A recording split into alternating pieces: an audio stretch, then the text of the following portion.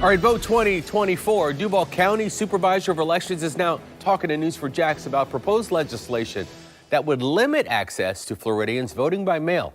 Senate Bill 1752 would create new eligibility requirements for voters by imposing a strict set of conditions for every Florida voter.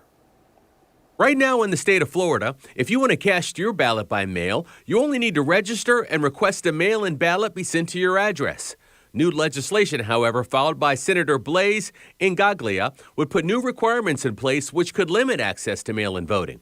Senate Bill 1752 says a qualified absent voter may vote by mail only if they expect to be absent from the county of his or her residence, unable to appear personally at the early voting site because of illness or disability, a resident or patient of the U.S. Department of Veteran Affairs medical facility, or absent from his or her legal residence because he or she is in jail. We asked Duval County Election Supervisor Jerry Holland if he thinks new legislation is necessary to ensure a valid count of Florida votes.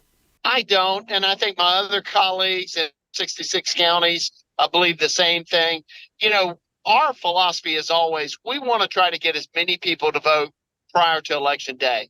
And vote by mail ballot is one of those two ways. Holland tells News4Jax he feels very good about the accuracy of the vote in Florida and says the process overall doesn't need any changes or reform.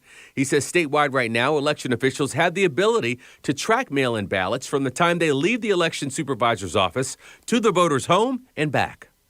Well, when you look at, there are some counties in the state of Florida, like Pinellas County, that almost half of their voters vote by mail.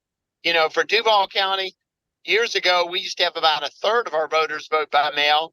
Now it's about 25% of our voters in Duval County vote by mail. Holland says voters have no reason to worry about voting machines being connected to the internet because the machines are not connected to public Wi-Fi, saying statewide audits proved that there was no widespread election fraud, adding that he hears from many voters expressing their appreciation for the state counting the votes expeditiously. You know, voters are very appreciative of the fact that we can get results done in the state of Florida, typically done by 9 o'clock.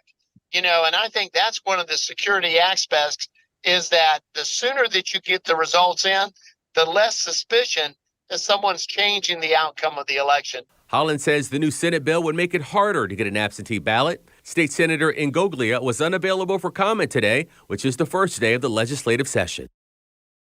Now, in the 2020 general election during the COVID-19 pandemic, more than 4.6 million Floridians cast their ballot by mail. But then during the 2020 election, more than 1.1 million voters sent in mail-in ballots.